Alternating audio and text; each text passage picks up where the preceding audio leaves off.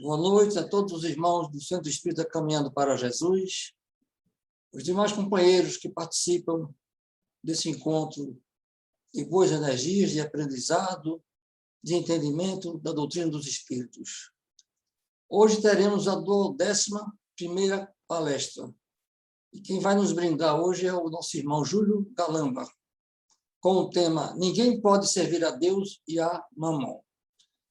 O Júlio participa da Casa dos Humildes, tem um canal YouTube com muitas referências para o nosso aprendizado, que vale a pena nós aparecermos por lá.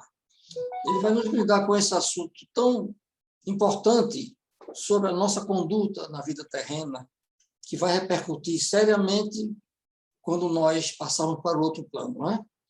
Então, para iniciar os trabalhos da noite, pedimos ao nosso irmão Douglas para que faça a prece inicial. Pai nosso que estás no céu, querido Mestre Jesus, espiritualidade trabalhadora do Centro Espírita Caminhando para Jesus, aqui estamos reunidos em nome do nosso querido irmão Jesus para mais uma noite de aprendizado, de estudo sobre os seus ensinamentos. É com muita alegria, né, que nós estamos aqui reunidos virtualmente, nesse momento em que a humanidade vivencia essa pandemia, e poder se reunir virtualmente é uma grande alegria para todos nós, para todos que estão interessados, para todos que buscam a palavra do nosso querido irmão Jesus. Então, pedimos à espiritualidade amiga que nos auxilie nessa noite a compreendermos o ensinamento trazido pela essa palestra, desse tema tão interessante, que é não se pode servir a Deus e a Mamon. Então, coração cheio de alegria por estarmos aqui reunidos, devolvo a palavra para o nosso irmão Luiz Guimarães, que está coordenando os trabalhos da noite de hoje, em nome do nosso querido mestre, do nosso querido Pai, do nosso Deus. Que assim seja. Assim seja. E ainda sobre o impacto da felicidade neste ano, que a nossa casa comemorou 70 anos de vida, 70 anos de luz e 70 anos do pão espiritual, nós passamos a palavra ao nosso irmão Júlio para que ele nos brinde com a sua mensagem edificante. Muita paz. Assim seja. Boa noite, meus irmãos. Boa noite a todos que chegaram agora. É uma alegria imensa quando o nosso querido Rogério nos convida para juntos, né, estudarmos o Evangelho de Jesus e aprendermos um pouco mais sobre as verdades espirituais. Já deixo um abraço de todos que fazem a Associação Espírita Casa dos Humildes, né, onde tem um abrigo de vovozinhas, que no momento não estamos podendo fazer visita, mas nós podemos vibrar e orar por elas. O tema é extraordinário, maravilhoso, né? Trata do Evangelho de Lucas, no capítulo 16, no versículo 13, quando Jesus diz que ninguém pode servir a dois senhores, porque ou odiará um ou amará o outro, ou se prenderá a um e desprezará o outro, porque não podendo servir simultaneamente a Deus e a Mamon. Mas é importante para a gente levar para aqueles que ainda não tiveram oportunidade de se aprofundar, né, entender um pouco o que significa Mamon. Mamon, na verdade, é um termo derivado da Bíblia usado para descrever riqueza material, ou cobiça, né? Era uma divindade que significava literalmente dinheiro. E Mamon representava o terceiro pecado, que é a ganância ou a avareza, né? Também conhecido como o anticristo, né? A gente viu cultuar muito, durante muito tempo, nos filmes, nas histórias, né, que o anticristo era um espírito que vinha fazer o mal, mas, na verdade, o anticristo, representado por Mamon, é a ganância, né, o pecado, a avareza, tudo aquilo que nos afasta da lei de Deus, que é a lei do amor. Então, o anticristo é o devorador de almas. Então, sua aparência, normalmente, ela é relacionada a um nobre que carrega um grande saco de moedas de ouro para subornar todos que se encontrem pelo caminho. Então, quando Jesus fala de Deus, é importante que nós comecemos a partir de já a criar uma mentalidade espírita, porque Jesus, quando fala de Deus, ele se refere ao espírito, e quando ele fala de Mamon, ele se refere às coisas materiais. Então, esse tema nos convida a refletir que nós não somos seres humanos, nós somos seres espirituais passando por uma experiência humana. Deus fala ao espírito imortal, e Mamon fala ao homem material, perecível. Agora, dentre esses intrigantes temas tratados em O Livro dos Espíritos, né, as discussões sobre o espírito e matéria ocupam um destaque muito especial que o senhor Allan Kardec, né, fiel aos propósitos de construir uma fé raciocinada, ele enfrentou essa delicada questão, submetendo os instrutores espirituais várias perguntas sobre o tema, que está lá na pergunta 21, a pergunta 28, né, de forma sintética, nós trouxemos que nos ensinam os instrutores espirituais que dois são os elementos gerais do universo: a matéria, o elemento material, e o espírito, o elemento inteligente. Agora, acima de tudo está Deus, integrando o que os espíritos da codificação denominam de a Trindade universal. Em vez de ser Pai, Espírito e Espírito Santo, a doutrina espírita nos traz Deus, Espírito e matéria. Porque Deus é o Criador, está acima, comanda o espiritual e o material. E a humanidade ainda tem muita dificuldade de entender o conceito do próprio Deus, porque muitos os vê como o bom velhinho, mas nós, os espíritas, aprendemos com os espíritos do Senhor que ele é a inteligência suprema e a causa primária de todas as coisas. E tem como, dentre outros atributos, a eternidade, a imutabilidade, a bondade, a justiça em seus graus supremos. E, acima de tudo, ele deixa bem claro para nós que não é efeito sem causa. Então, portanto, o espírito e matéria são obras da criação de Deus, para que a gente não se esqueça. O espírito, o ser pensante, ele precisa da matéria para expressar a sua vontade e aprender, através das experiências na carne, a discernir o que é supérfluo e o que é necessário. Porque no mau uso do seu livre-arbítrio, ele vai cometendo os excessos, sofre, se arrepende e aprende. A matéria seria para o homem os talentos que Deus oferece, né, para desenvolver a sua inteligência, né, para desenvolver o amor ao próximo. O desconhecimento dessa realidade espiritual, né, da realidade do nosso planeta, levam muitos a se admirar, porque na Terra tem tanta maldade, tantas paixões, né, tanta grosseria, miséria, enfermidade, e aí começam logo a pensar que a espécie humana não tem jeito, né, perdem a fé no futuro e perdem, logicamente, a fé em si mesmo. O senhor Kardec, no capítulo 2º do Evangelho segundo o Espiritismo, ele trata das diversas moradas do Pai. E no item das causas das misérias humanas, onde ele deve se considerar que na Terra não está a humanidade toda. Né? Porque por mais que a gente veja nesse universo planetário nosso, né, as diferentes condições humanas, nós temos que é apenas uma fração da humanidade que nós estamos vendo. Ora, a espécie humana ela abrange todos os seres dotados de razão, que povoam os inúmeros orbes do universo, podendo estar encarnados ou desencarnados. Então, não deveríamos nos espantar com a situação material e moral da humanidade, levando em conta a natureza do planeta, onde seus habitantes, os espíritos, estão em prova ou em expiação. Repetindo, quando ele fala em humanidade, devemos incluir a humanidade desencarnada. Então, assim como em um hospital, né, o que mais nós vemos são pessoas doentes, estropiadas. Se nós formos a uma penitenciária, nós vamos ver reunidas ali todas as torpezas, todos os vícios. E nas regiões mais insalubres, os moradores, na sua maioria, são pálidos, enfermiços, né, magérrimos. Pois bem, a Terra é um desses subúrbios. A Terra é um hospital, é uma penitenciária. Então, com esta visão, nós começamos a entender o porquê dessa disparidade no comportamento humano. Ora, se estamos morando nessa casa que o Pai nos reservou, tem seus motivos. Estamos presos ou estamos doentes, expiando, uns passando por expiação, outros passando por prova, ou por todas as situações ao mesmo tempo. Mas existe uma causa justa.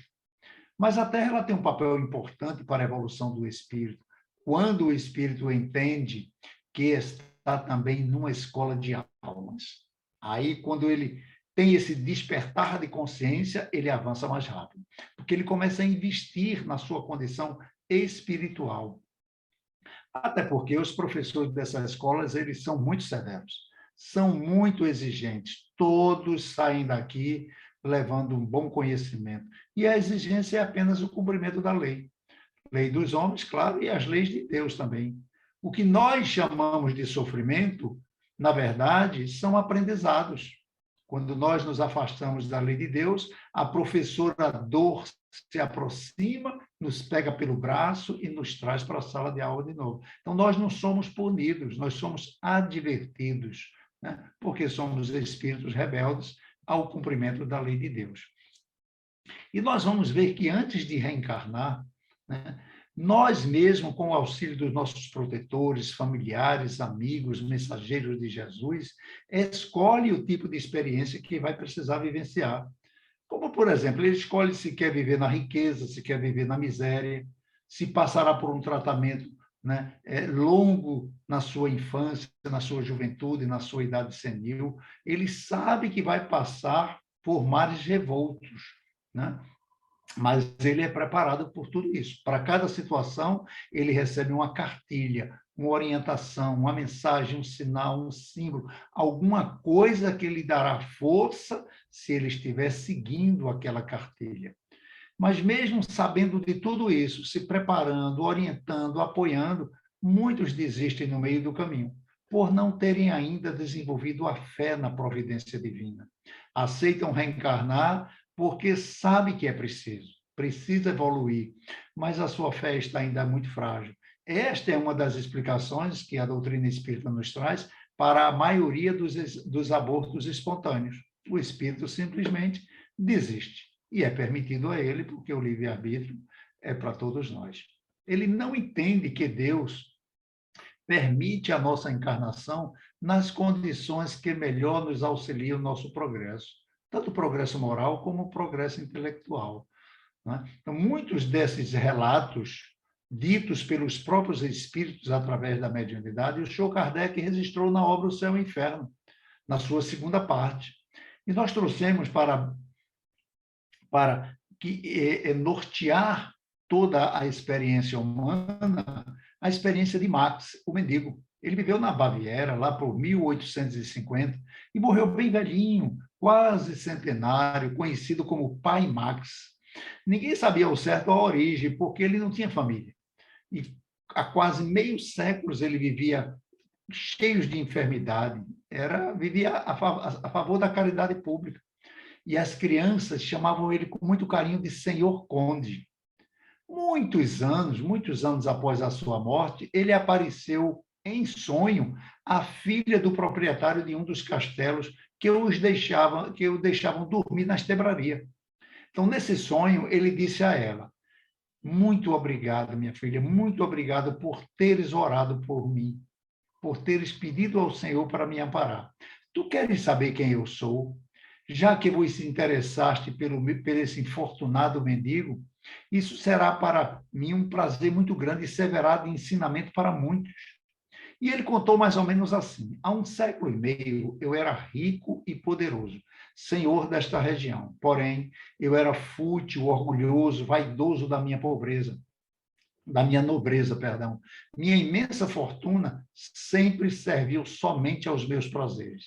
E apenas a isso ela satisfazia, porque eu era jogador devasso e passava a minha vida nas orgias.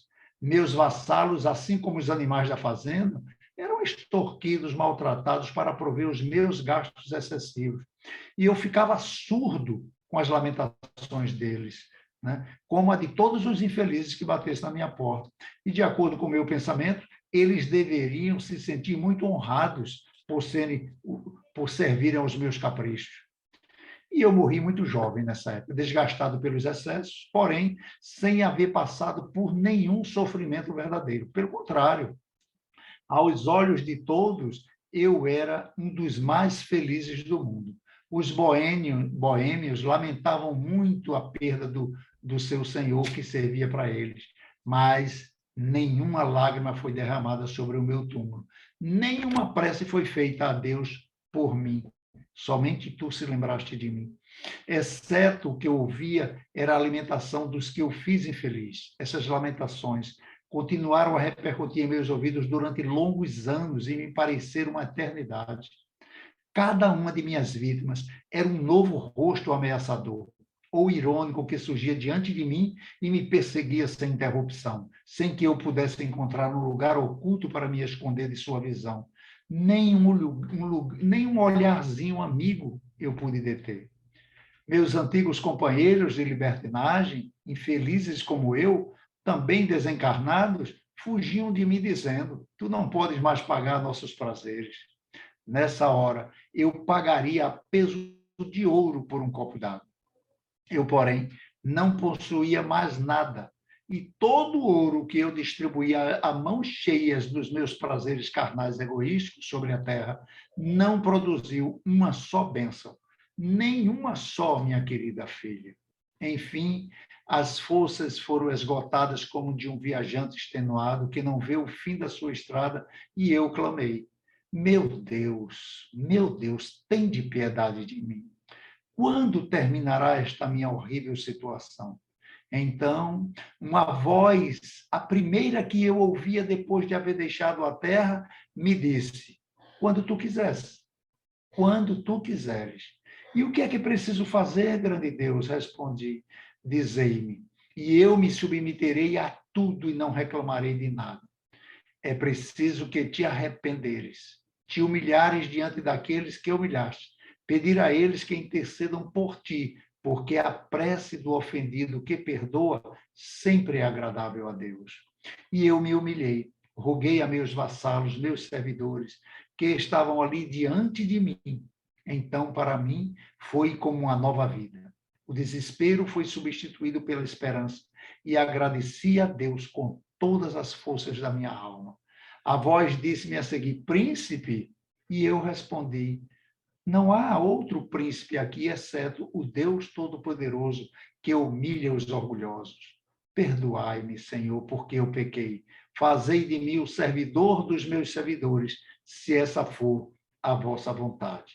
Alguns anos mais tarde, eu nasci novamente, porém, desta vez, numa família de pobres camponeses. Meus pais morreram quando eu ainda era criança. Fiquei sozinho no mundo sem amparo. Ganhei minha vida como pude, ora como ajudante de pedreiro, ora como empregado de fazenda, mas sempre honestamente, porque dessa vez eu acreditava em Deus. Com a idade de 40 anos, uma doença me atrofiou todos os membros e foi preciso que eu mendigasse durante mais 50 anos por essas mesmas terras das quais eu havia sido o senhor absoluto. Agora, migalhando um pedaço de pão nas fazendas que foram minhas, e onde, por ironia do destino, deram-me o apelido de Senhor Conde, talvez por ter ainda espelhado na face as expressões da nobreza. No meu sono, agradava-me percorrer esses mesmos castelos onde dominara como um déspota. Em meus sonhos, quantas vezes voltei a ver-me ali, no meio da minha antiga fortuna. Essas visões deixavam-me, quando eu despertava, de um indefinível sentimento de amargura e de pesar, mas nunca uma queixa escapou da minha boca. E quando Deus decidiu chamar-me, eu o glorifiquei. O glorifiquei por me haver dado a coragem de sofrer sem me queixar. Essa longa prova da qual recebo hoje a recompensa. E vós, minha filha, eu vos abençoo por teres rogado por mim. Tu foi a bênção que Jesus colocou no meu coração. E o senhor Allan Kardec, como exemplo maior das necessidades do desprendimento dos bens materiais, né, neste capítulo que nós estamos tratando de não só pode servir a Deus e a Mamon ao mesmo tempo, ele insere a parábola do jovem rico. Vejam que o senhor Kardec traz do Evangelho de Lucas, Evangelho de Mateus, principalmente o de Lucas, as passagens que aprisionam o homem na terra e que as condições de o libertaram. Porque na palavra, em Lucas 16:13, ele retrata isso, a salvação dos ricos. Porque ninguém pode servir aos dois senhores, ou vai odiar a um e amar o outro, ou se prenderá a um e desprezar ao outro. É isso que nós vimos nessa passagem do Conde Max. Porque na parábola do jovem que se aproxima de Jesus, ele já chega chamando Jesus de bom mestre. E Jesus já nos deixa aí um exemplo de humildade. Bom só o Pai o é. Né? Por que me chamas de bom? Então, se queres entrar na vida eterna, né, guarda meus mandamentos. Então, o jovem que não sabia que Jesus já não estava preso às tradições judaicas, apesar de ser judeu, diz: que mandamentos? Jesus, não matarás, não comerás adultério, não furtarás, não darás falso testemunho, honra teu pai e tua mãe, e ama o teu próximo como a ti mesmo. Então ele diz: mas eu tenho guardado meus mandamentos, e o que é que me falta? Esse jovem, ele era realmente um jovem bom, ele cumpria as leis mosaicas, honrava pai e mãe, né? Mas como todo bom pastor, Jesus conhece a intimidade das suas ovelhas e sabia qual a dificuldade maior daquela. E disse: se queres ser perfeito, vai vendo tudo que tu tens, dá aos pobres e terás um tesouro no céu. Depois vem e segue. Então, veja, o jovem que era cumpridor de toda a lei mosaica, ele queria seguir Jesus, ou seja, ele precisava primeiro ter contato com Jesus para poder entender o que é ser perfeito. Como é que, com todos aqueles rituais, aqueles dogmas, aquelas oferendas judaicas, nós poderíamos estar libertos para seguir Jesus.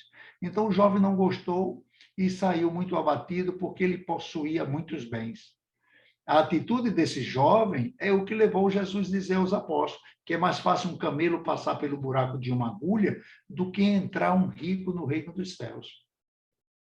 Essa passagem é tão importante que não apenas Lucas registrou, mas Mateus e Marcos também registrou em seu evangelho a mesma passagem. Importante entender o que representava para os judeus a palavra camelo, senão nós não vamos compreender e ficar criando suposições. Era uma linha feita pelo rabo do camelo que passava por uma agulha para costurar as sandálias. Todas essas coisas são comentadas. Mas na antiga Judéia, existia um lugar situado nas costas de um monte que tinha o nome de Fundo da Agulha. Era o nome de um lugar. Era a passagem obrigatória de todos os viajantes e mercadores, a maior parte dos quais viajava com seus camelos carregados de mercadoria. Era uma espécie de posto alfandegário, onde todos que por ali passassem tinham que pagar um tributo. A comparação feita por Jesus, né, tinha o seguinte significado: é mais fácil passar um camelo carregado de mercadorias, né, pelo fundo daquela agulha, por aquele lugar, sem pagar o respectivo imposto, do que entrar um rico no reino dos céus, porque por ali só passava quem pagasse os impostos. O jovem da parábola, ele representa o atual estágio evolutivo que ainda nos encontramos. Não é fácil se desprender dos bens materiais, das coisas que conquistamos com muito sacrifício, mesmo para aqueles que já conhecem a história de Jó. A história de Jó é belíssima. Né? Em Jó, capítulo 1, versículo 21, e que no final Jó diz: nu deixei o ventre de minha mãe, nu partirei da terra. Então, a entrega de Jó a Deus é impressionante. É claro que quando Jesus se refere à dificuldade do rico entrar no reino dos céus, ele não estava condenando a riqueza, pelo amor de Deus. Os bens materiais são elementos neutros em nossa vida. Se bem usados, serão facilitadores de nossas conquistas. Né? Com os bens materiais, nós otimizamos a nossa instrução, a instrução da nossa família, facilitamos nossa mobilidade nas diversas áreas da nossa evolução. Mas essas conquistas não nos colocam em um grau evoluído maior do que aqueles que estão passando pela prova da miséria. Porque no item o homem de bem, os espíritos superiores enaltecem a inteligência. A inteligência, sim, é que vai auxiliar o espírito na conquista dos bens materiais, independente da nossa condição material. Somos todos seres inteligentes e ela nos guiará, né? Com ela, nós vamos se alimentar com o suor do nosso próprio rosto, sem a necessidade do supérfluo, porque o supérfluo é que faz com que a gente perca noites de sono. O próprio Evangelho diz que o rico é um ministro de Deus, que auxilia a minimizar a miséria e a ignorância dos povos, para que os que tiverem olhos de ver, né, este verá que Deus ajuda os homens através dos próprios homens, promovendo empregos, oportunidade para todos, né, trabalho, né, locomoção, ciência, novas criações, medicamentos, mas tem aqueles em que o egoísmo ultrapassa os limites da insensatez. E essa insensatez, na maioria dos casos, é que será o seu motivo de sofrimento. Como no capítulo 6 do Evangelho de Mateus, Jesus diz: aonde estiver o teu tesouro, ali estará também teu coração. E passa a recomendar que nós não enterosemos os bens materiais, e sim os bens espirituais. Ora, se a vida espiritual é a verdadeira vida, e que não levaremos absolutamente nada que seja de material, é um ato de sabedoria não acumular bens materiais, né? Um contínuo exercício de autoconhecimento. Quem eu sou, de onde eu vim, para onde eu vou. Então, se para onde eu vou, eu sei aonde é, eu sei o que eu preciso levar, né? Então, nós vamos fazer bem uso enquanto estivermos aqui, mas sabendo que muitas das coisas que nós estamos usando aqui não será útil para nós, para onde nós vamos. Então, dominando e direcionando nossos desejos mais íntimos para o que é essencial, dando sentido à nossa vida. Sentido que ou nos libertará ou nos aprisionará após a passagem para a vida espiritual. Vai depender do bom ou do mau uso que nós fizemos daquilo que Deus colocou em nossa mão. Porque tal vida, tal morte. Nós chegamos na pátria espiritual tal qual partimos. Devolvemos o corpo material para a Mãe Terra e nós, o espírito, continuamos ligados aos tesouros que elegemos.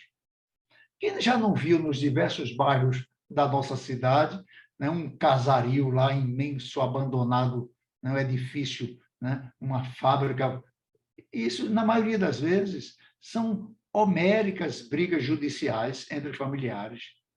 São pessoas que reencarnaram com o propósito de construir a felicidade juntos, né? Para exercer o despreendimento, né? A abnegação, se amarem incondicionalmente. Mas sempre tem um que não veio totalmente integrado ao perdão.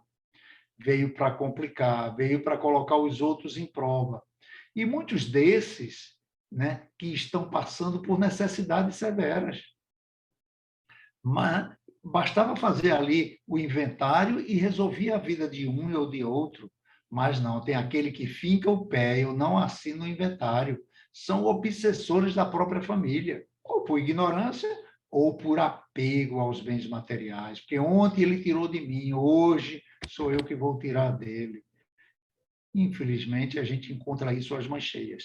E numa coisinha pequena ou outra dentro de casa, se a gente fizer uma meditação sincera, a gente, de vez em quando, pelo menos eu cometo, não sei vocês, essas arbitrariedades, né? De hoje, você para a esposa: olha, já que tu está indo para a cozinha, pega um copo d'água para mim. Ah, não posso não, eu estou ocupada. Lá na frente, foi ela que pediu o copo d'água, e você não estava ocupado. Aí, não, posso não, estou ocupado. Para revidar. Tudo bem, é uma coisa pequenininha, mas é no pequeno que a gente faz o grande, né? Então, a gente precisa, né, esse apego exagerado nas palavras de Jesus, que diz: onde tiver o teu tesouro, lá estará o teu coração. Então, o sentimento é o tesouro do espírito, não? Então, a passagem, né, que muitas pessoas, né, passam por situações dificílimas.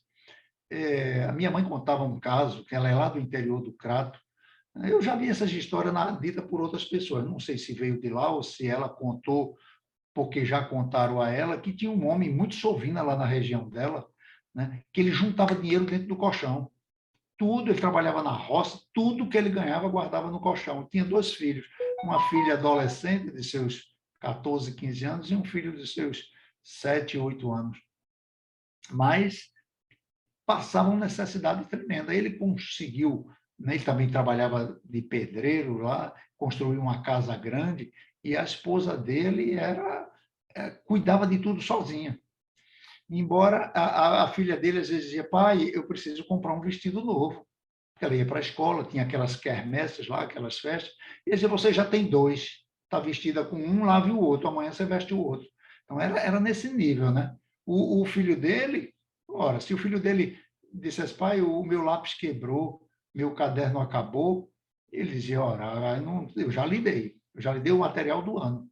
Porque a escola pediu, eu dei, agora se vire, peça emprestado, fale com a sua professora. Então, era nesse nível, né? E a esposa, se ela adoecesse, dissesse, olha, vamos chamar a fulana de tal para ajudar aqui. Não, pode não. Deixa do jeito que está, a gente dá um jeito aqui. Sempre aquela economia imensa, tudo guardando dentro do colchão. Como acontece com a maioria dos lares, né? Aquela menina crescendo, né? A puberdade e a insatisfação dentro de casa, porque ele não era apenas sovino, ele era grosso, ele era violento, não tinha carinho por ninguém a não ser pelo seu dinheiro. Essa jovem conheceu um rapaz, né, passando pela cidade, que prometeu a ela uma vida de princesa. E aí, o que ela queria mesmo era sair de casa, que não aguentava mais aquele sofrimento, só que ela foi enganada. Foi enganada por esse leviano, que colocou-a num prostíbulo para ela ser esprolada sexualmente. O garoto, o adolescente, vendo toda aquela desorganização dentro de casa, começou a arrumar amizades. Numa dessas amizades, ele se envolve com drogas, começa a fazer pequenos furtos e começa a se ausentar de casa para viver na rua. A esposa não, a esposa dedicada ao lar continua ali ao lado, a doente ou não, ao lado do marido. O que acontece é que ele começa a dar os primeiros sinais de uma doença que vai levar ele ao desencarne. E, de subitamente, ele parte. A mãe, com um esforço muito grande, resumindo a história, traz para casa a filha e o filho. E ali começa tudo daquele início, organizando, e vamos agora fazer uma limpeza, tirar essas coisas. O colchão dele era muito maltratado, muito feioso, que ela não deixava ninguém tocar.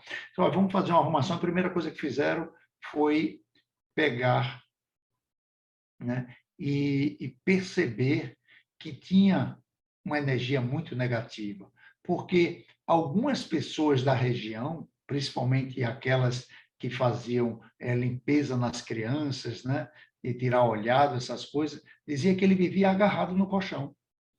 Que ele não foi embora, não, ele vivia agarrado no colchão. E a mãe resolve, no primeiro dia de faxina, toca fogo no colchão. E ele enlouquece. Né? Ele tudo observa em pânico, sentindo ainda aquelas chamas arderem no seu corpo, porque o coração dele ardia vendo o tesouro dele ser queimado. Porque a busca da felicidade é natural, mas nós temos que ter o bom senso. Né? E claro que essa história desse homem é uma história extremamente extrema, mas às vezes a gente, em pequenas coisinhas, a gente fica guardando, né? Porque foi do meu neto, foi da minha bisavó, é lembrança de fulano, é lembrança de ciclano, do meu casamento. E às vezes tem pessoas que estão precisando e a gente fica guardando aquelas coisas que já não são tão importantes para nós e nós não vamos levar. Quantos casacos num calor desse que a gente mora, ninguém está podendo sair de casa e pessoas morrendo de frio. Então, são reflexões que nós temos de fazer. Porque essa busca, se nós olharmos, né, as pessoas vivem buscando a felicidade no poder, na fama, na beleza, na riqueza. Mas mesmo tendo tudo isso juntos, dificilmente a gente vê alguém plenamente feliz, porque a felicidade não é deste mundo. Quantos se encontram em depressão profunda? Pessoas de fama, de poder, de riqueza se suicidando. É uma tristeza que dá dó, né?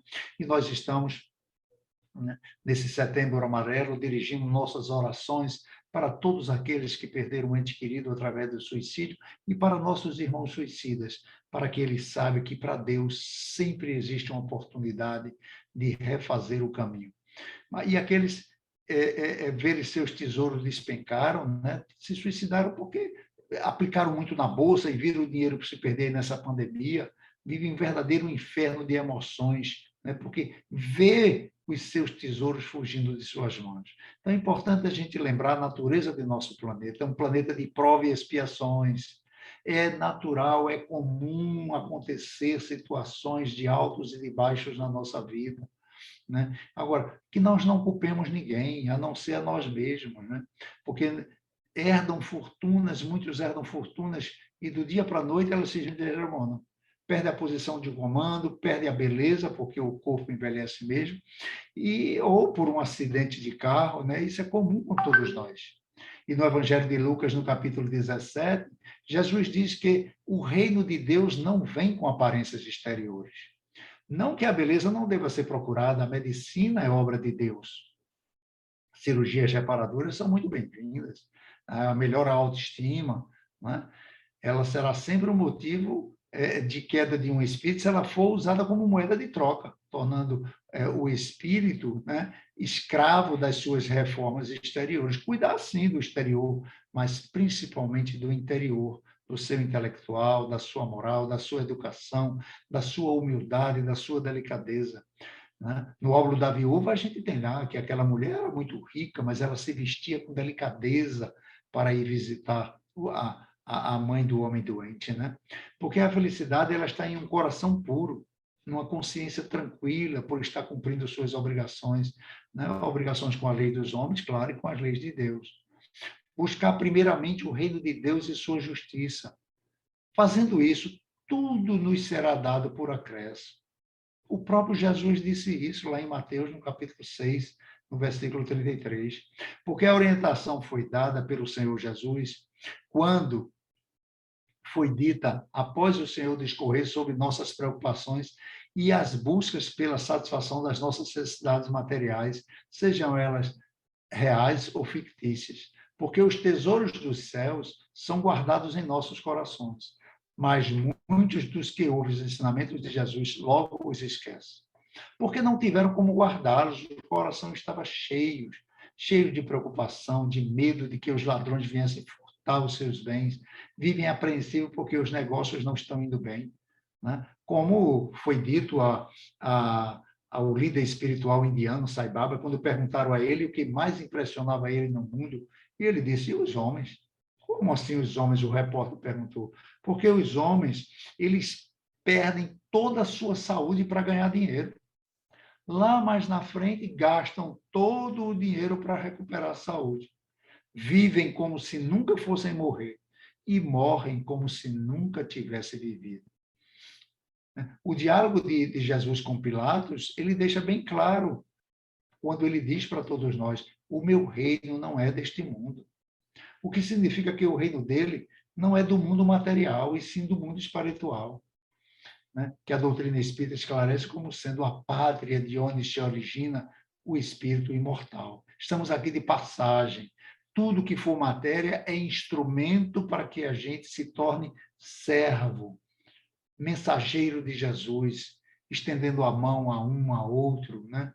Para que possa aliviar o sofrimento daqueles que não têm a oportunidade que nós temos, né? A doutrina nos convida a essa reforma íntima, de sermos homens de bem e não homens de bem, esvaziar a mente dos excessos, dos apegos, dos medos, buscando em Jesus, que é o caminho, a verdade e a vida, que esse é o caminho que vai nos tornar felizes. E Zaqueu, o cobrador de imposto, é um bom exemplo desse desprendimento de bens materiais, porque às vezes a gente fica dizendo, não, é porque os apóstolos seguiam com Jesus, então viu o exemplo de Jesus, era mais fácil.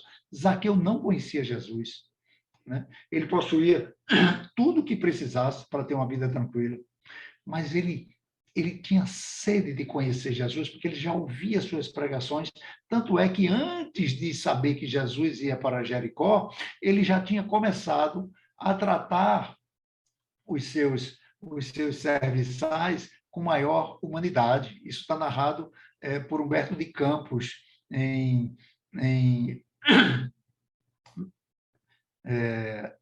Boa Nossa, né? Boa Nova. Né? Então, vejam que a parábola que conta a história de Jesus na casa de Zaqueu inicia com o evangelista dizendo que Jesus descia de Jerusalém para Jericó. Ora, como nós dissemos no início da nossa conversa, tudo em Jesus se refere ao espiritual. Jerusalém era uma terra de orações, os judeus peregrinavam de todas as regiões para orarem no templo. Por isso, Jerusalém tinha uma ótima psicosfera espiritual. Jericó, ao contrário, era uma cidade de comerciantes, onde o poder de barganhas, diversões de viajantes, ele tinha uma vibração muito inferior, vibração materialista. Este é o sentido de Lucas escrever que Jesus descia de uma cidade mais alta para uma cidade mais baixa. Ele se referia à vibração psíquica de seus habitantes e não à sua latitude com relação à terra. Porque quando Jesus entra na casa de Zaqueu para jantar, e Zaqueu confessa que vai distribuir os bens com os pobres, né? E tudo que ele tomou, ele vai devolver em quadruplo, né? Não só porque era bonzinho, não, porque a lei judaica dizia que quando você reconhecia que tinha explorado alguém, você tinha que devolver 4 vezes mais. Então, Jesus diz aquela frase espetacular que, às vezes, as pessoas colocam no pedestal da casa, né? Hoje, nessa casa, entrou a salvação. É importante ressaltar, mais uma vez, os ensinamentos para o espírito imortal. Quando Jesus diz que a salvação entrou naquela casa, ele se referia à casa mental de Zaqueu. Porque nós não sabemos se a esposa de Zaqueu e os filhos concordaram com a decisão dele, não. Mas na casa de Zaqueu entrou a salvação.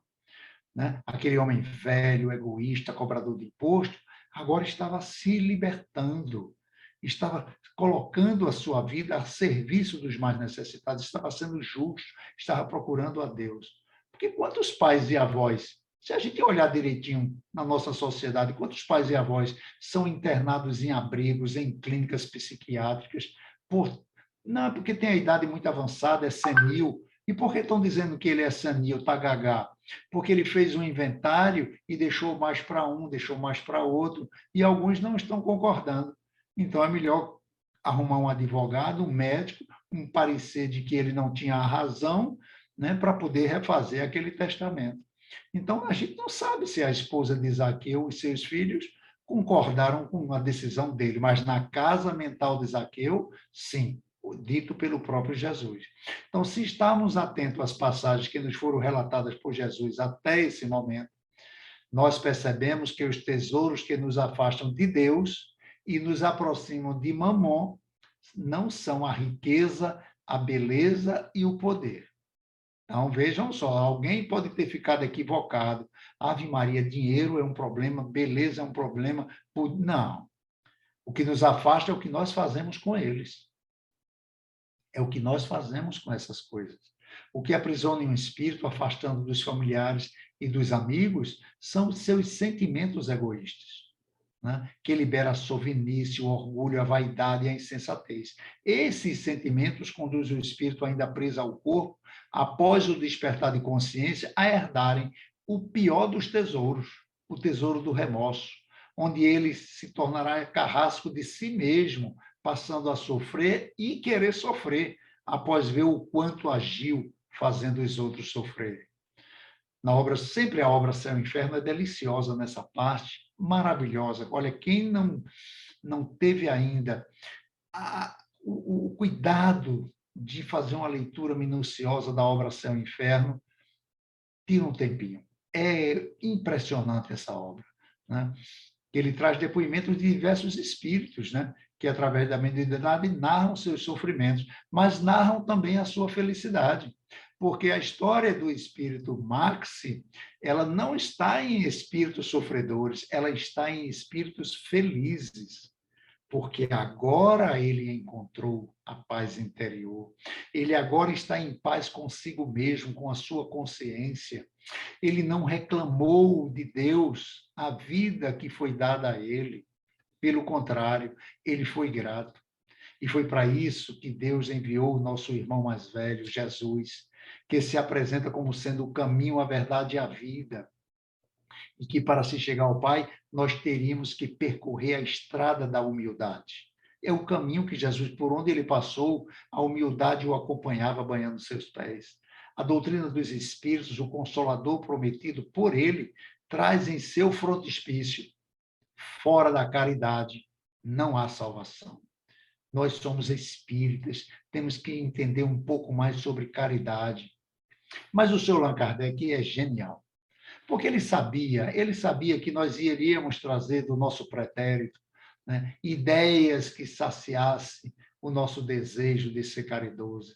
Então, eu faço uma campanha do quilo ali, eu visito um hospital aqui, eu dou roupa aos desabrigados, eu dou sopa, eu distribuo. Tudo isso é muito bom. Tudo isso é muito bom. Mas, na pergunta 886, o senhor Kardec pergunta ao Espírito de Verdade: qual o verdadeiro sentido da palavra caridade, como a entendia Jesus?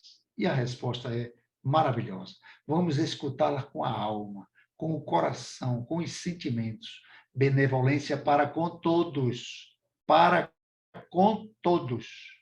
Quem for torcedor de clube, comece a gostar do seu rival.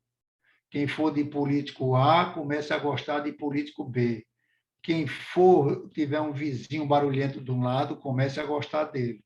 Porque a benevolência é com todos. Eu não posso escolher quem eu vou gostar, com quem eu vou ser bom. Ser indulgente com as imperfeições dos outros. Porque nós somos muito indulgentes com nossas imperfeições. Nós somos brandos. Não, eu fiz isso por causa disso, eu fiz isso por causa daquilo. Eu também não sou de ferro, eu não sou Jesus para pensar assim. Eu tenho que fazer justiça, eu tenho que brigar pelos meus direitos.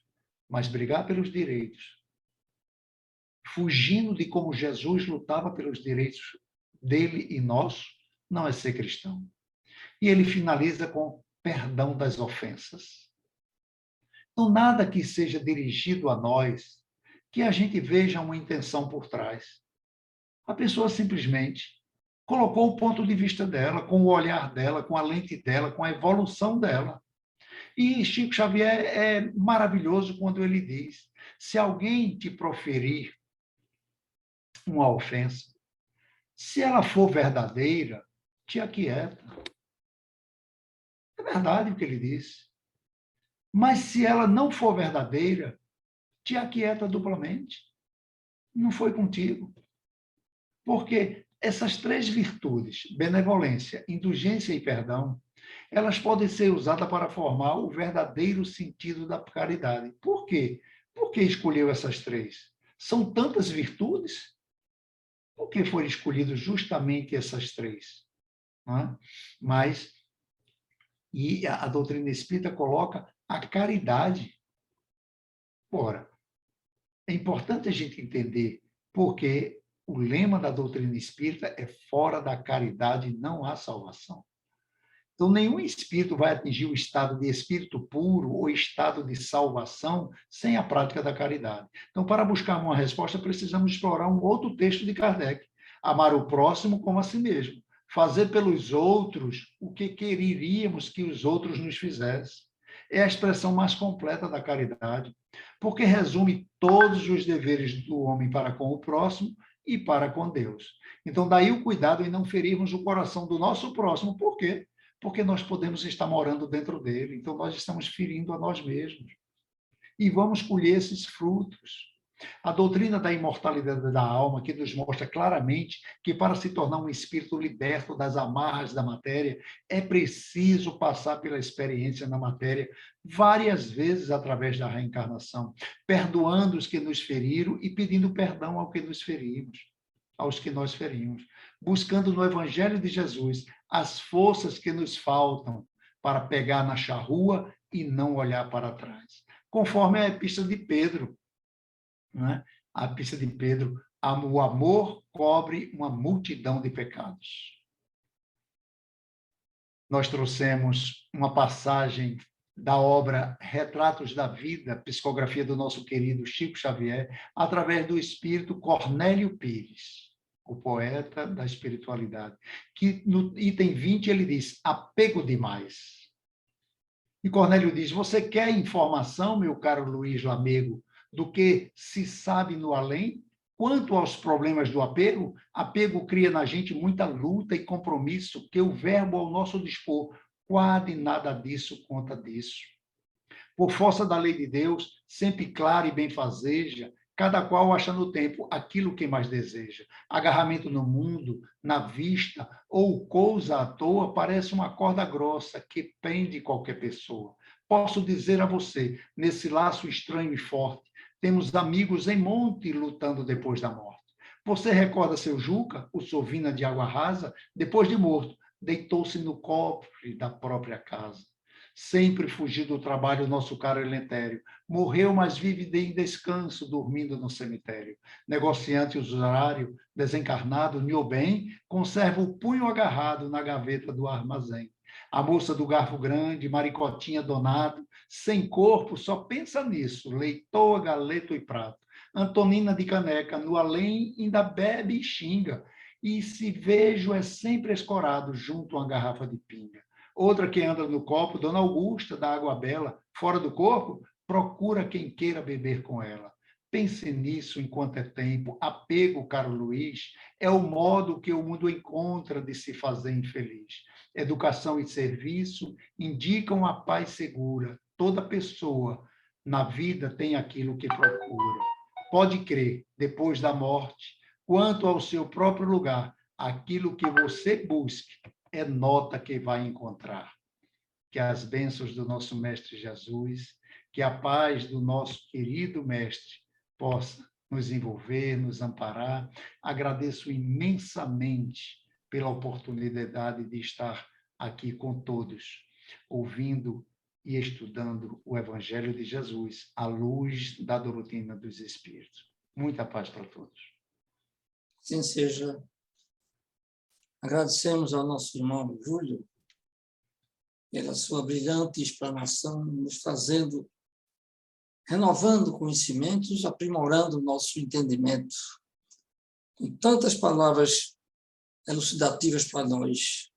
Quando Jesus dizia, o meu reino não é deste mundo, e se ele é modelo e guia para nós, o nosso também não pode ser deste mundo. Isso é um princípio lógico, né? E que nós tenhamos, digamos, o zelo da vida material, mas precisamos exaltar o valor da vida espiritual. Essa que é a vida eterna. É como ele disse, a imagem exterior é importante que se cuide, mas o que nós levamos é o interior. Então, vamos valorizar o que é eterno e não o que é perecível.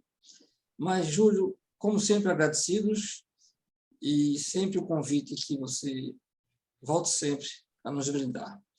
Pediria que você, por favor, fizesse a prece de encerramento. Obrigado, meu querido. É uma honra quando eu recebo o convite de vocês. Tenho um carinho muito grande por essa abençoada casa, por todos que fazem parte dessa casa de amor e de paz. Elevemos mais uma vez o pensamento a Deus, mentalizando agora a figura amada de nosso Mestre Jesus. Ele que asseverou que quando 2 ou mais pessoas estiverem reunidas em meu nome, lá eu estarei. E é em teu nome, Senhor Jesus, em nome de Deus, nosso Pai amado, que agradecemos por essa oportunidade, Senhor, onde os nossos lares se tornaram hoje o grande salão do Caminhando para Jesus, onde os espíritos amigos vieram abençoar um por um e deixar em nossos corações a tua mensagem de amor e de paz. Que possamos prosseguir, tendo fé no futuro e tendo fé na nossa condição de ser servo do Senhor, aonde quer que estejamos. Muita paz. Assim seja. E, encerrando esse primeiro horário de trabalho, pedimos aos irmãos que estão sob tratamento que mantenham-se em harmonia, que serão beneficiados com as vibrações nessa segunda horário. Muito boa noite, muita paz para todos.